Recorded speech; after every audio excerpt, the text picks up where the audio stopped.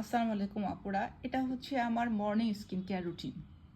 আমি আমার মর্নিংয়ে যে স্কিন কেয়ার প্রোডাক্টগুলো ইউজ করি সেগুলো একটু ভিডিও করে দেখাচ্ছি, কারণ আপুরা অনেকে আস্ক করে যে আপু তুমি কি ইউজ করো।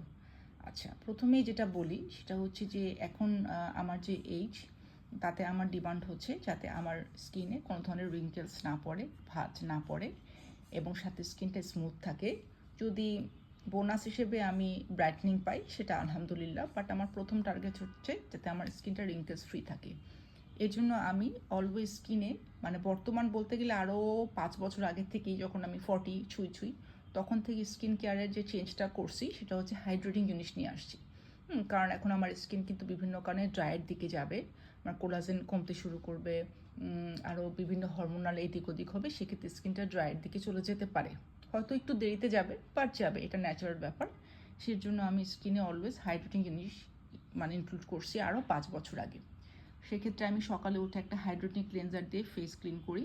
অনেক আপুরা বলে যে সকালে নাকি ফেস ওয়াশ ইউজ না করলে স্কিনে একটা এক্সট্রা গ্লো থাকে, কিন্তু আমার যুক্তি যেহেতু আমি তার আগের রাতে রেটিনল ইউজ করি বা কোনো এক্সপার্টিং সিরাম ইউজ করি, সেগুলো ক্লিন করতে হয়, নাহলে পরবর্তীতে যখন আমি আবার স্কিন কেয়ার শুরু করব সেগুলোর উচ্ছিষ্ট যদি থাকে সেক্ষেত্রে ভালো ফল দেবে না। এটা আমার পার্সোনাল অভিজ্ঞতা থেকে বলা। সেক্ষেত্রে আমি সকালে অলওয়েজ যে কোনো হাইড্রেটিং ফেস ওয়াশ দিয়ে ফেস ক্লিন করি।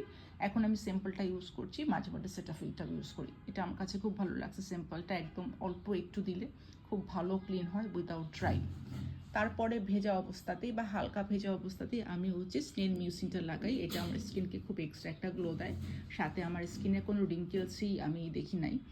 অনেস্টলি স্পিকিং, আমার এত বয়স হলো 45, বাট আমার স্কিনে কপালে ওর আয়ের চারপাশে কোথাও রিঙ্কেলস নাই, কারণ এটা আমি ইউজ করি। স্নেল এক্সট্রা বেনিফিট হচ্ছে হাইলোরনিক অ্যাসিড তো পাই, প্লাস হচ্ছে স্নেল মিউসিনটা পাই। অনেকে হাইলোরনিক অ্যাসিডটাও ইউজ করে, বাট এটা হচ্ছে একটা 2 in 1 প্রোডাক্ট, যেটাতে হাইলোরনিক অ্যাসিডও পাই, স্নেল মিউসিনও পাই। আচ্ছা, এরপরে অনেকে ময়শ্চারাইজার ইউজ করতে পারে, কিন্তু আমি যেহেতু ময়শ্চারাইজিং ব্যাপারটা সেরে ফেলছি, সো আমি ডিরেক্ট চলে যাই হচ্ছে ভিটামিন সি সিরামে। আমি এই সি সিরামটা ইউজ করি হচ্ছে, কারণটা হচ্ছে 20%-এর উপরে। ভিটামিন সি 10% বা 5% ইউজ করলে খুব একটা কাজ হয় না। 20 থেকে 30% ভিটামিন সি ইউজ করলে স্কিনের যে কাজটা হয়, গ্লোয়িং ব্যাপারটা খুব ভালো মতো আসে। সেক্ষেত্রে আমি 30% ভিটামিন সিটা ইউজ করি, খুবই ভালো ভিটামিন সি গার্নিয়ার। এরপর আমি ডিরেক্ট চলে যাই হচ্ছে যে কোনো একটা ভালো সানস্ক্রিনে। হালে এই সানস্ক্রিনটার ফ্যান আমি। এর আগে বায়োডার্মা ইউজ করতাম, এখন সেরাভি ইউজ করতেছি। এটা মনে হয় আমি মনে হয় না বায়োডার্মায় ব্যাক করব, কারণ এটা এত ভালো নাইসিনামাইড যুক্ত একটা সানস্ক্রিন, প্লাস হচ্ছে সিন্টেলা, প্লাস হচ্ছে কী বলবো সেরামাইড। আমার স্কিনের জন্য এগুলো খুবই জরুরি, স্পেশালি সেরামাইড তো আমার জন্য এই বয়সের জন্য খুব জরুরি। সো এটা হচ্ছে আমার সানস্ক্রিন, এবং প্রতিটা স্টেপের ভিতরে আমি কিন্তু 5-6 মিনিট করে পজ নেই, যেমন স্কিনটা ড্রাই হয়ে না থাকতে। এক্ষেত্রে আমার পজ হয় না, কারণ আমি ভেজা অবস্থায় স্নেল মিউসিন দিই, তারপরে 5-6 মিনিট রেস্ট নিয়ে আমি ভিটামিন সি দিই, তারও 5-7 মিনিট পরে আমি কিন্তু একটা সানস্ক্রিন অ্যাপ্লাই করি। তো এই হচ্ছে আমার মর্নিং স্কিন কেয়ার রুটিন, এবং এটা সারা বছর একই রকম থাকে।